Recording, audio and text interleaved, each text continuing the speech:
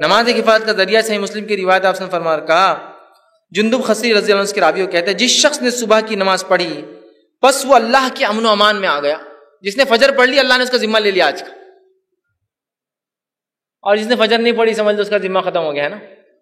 ایک صحابی کا واقعہ, وہ آیا اور کہا اللہ کے رسول یہ میرا جو اونٹ ہے جس پہ تھے وہ یہ سنتا نہیں میری بات.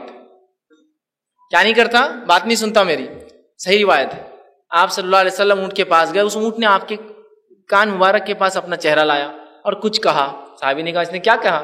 تو کہا تمہاری کمپلین کر رہا تھا, شکایت کر رہا تھا. کہا کیا کہا؟ کہا کہ میں اس لیے اس کی بات نہیں سنتا اللہ کے رسول کہ یہ فجر کی نماز کو نہیں اٹھتا.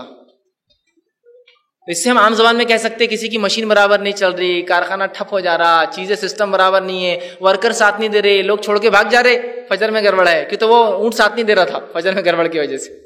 یہ فجر نہیں پڑتا بول کے میں اس کی بات نہیں سنتا, دن بھر کہیں بھی بھاگ جا رہا, سن رہا نہیں, اس کو ہکالا جا رہا تو مان رہا نہیں. ہو رہا ہے, ہو سکتا ہے ایسا ہے نا. فجر نہیں پڑھ رہے آپ, بزنس نہیں چل رہا, ہوں گا کیوں نہیں ہوگا. لوگ آپ کی بات نہیں مان رہے, ہوں گا. مچھلی لا رہے بار بار بگڑ جا رہی, فجر شروع کر دیجیے انشاءاللہ دیکھیے سب معاملے درست ہوتے جاتے ہیں. چونکہ جانور اطاعت نہیں کر رہا ہے کہ انسان کی جو فجر کی نماز نہیں پڑھ رہا, جانور نہیں کر رہا تو فرشتے کیا پھٹکیں گے اس آدمی کے نزدیک, اور کیا اللہ کی رحمت آئیں گے ایسے آدمی کے نزدیک, ہے نا. دیکھیے تو کہا یہ حفاظت کا ذریعہ, جس نے پڑھ لی بس وہ تو آج حفاظت میں آ گیا.